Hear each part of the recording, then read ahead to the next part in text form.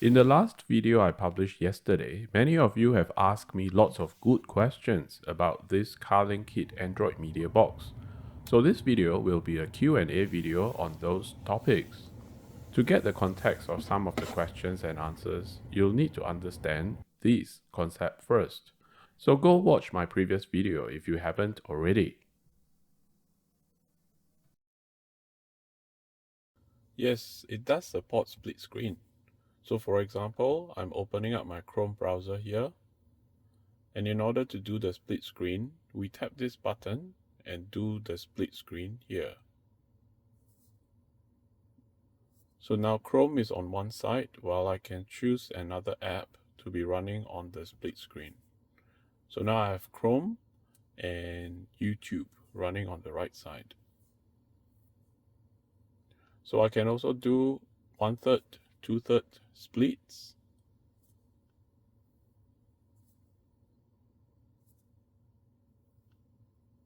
Or I can double tap to swap the app.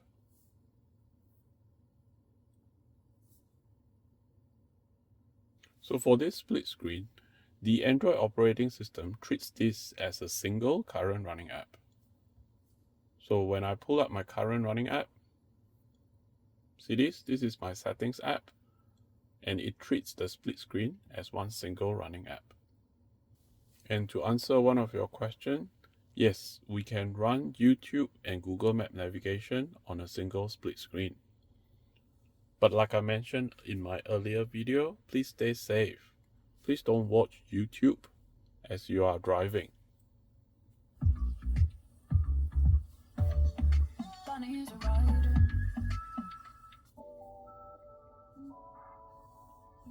This is the Carlinkit Android Media Kit.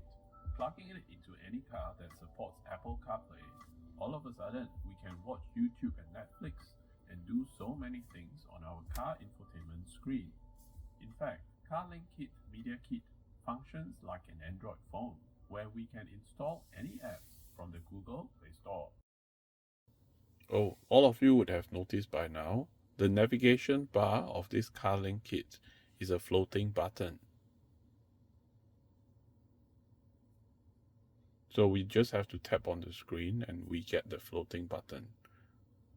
And we have our home, our back, and our current running application.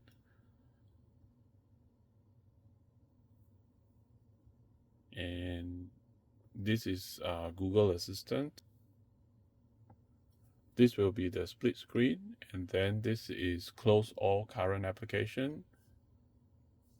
And this jumps back to the BYD operating system. So yeah, this is the taskbar, which is a floating button. I usually place the floating button here, so it's somewhere close to the taskbar. When I need it, I just pop it up like that.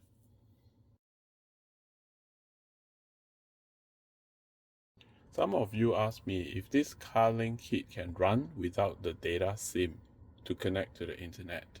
The answer is yes, we can. Currently, I have my data SIM connected inside the Carlinkit, and if we were to go on to the Wi-Fi, we can turn on the Wi-Fi to connect to the mobile hotspot by tethering to our mobile phone. However, tethering to the mobile phone, we won't be able to connect our Android Auto on top of this Carlinkit, on top of the BYD operating system.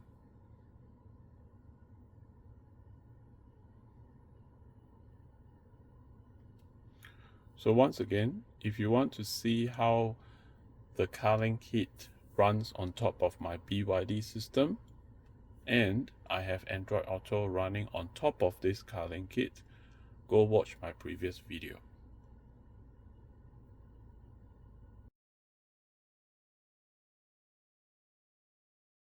So this is my Samsung Galaxy Tab S7 FE.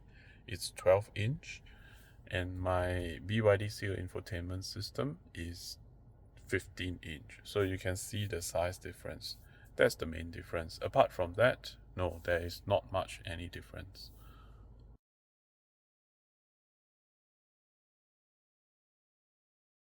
So the next question is, how is the call quality when I have my Carlinkit running on top of my BYD Infotainment system and I have Android Auto running on top of my Carlinkit?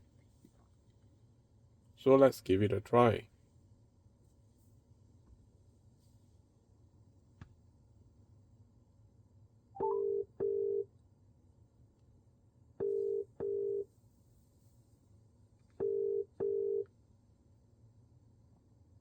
Hello? Hi, I'm just recording my video and I'm trying to do a phone call test. How does my voice sound? Your voice sounds good. I can hear you very well. Oh, that's good. So there's no lag or anything? No, there's no lag. Okay, that sounds very good then. Thanks for your help.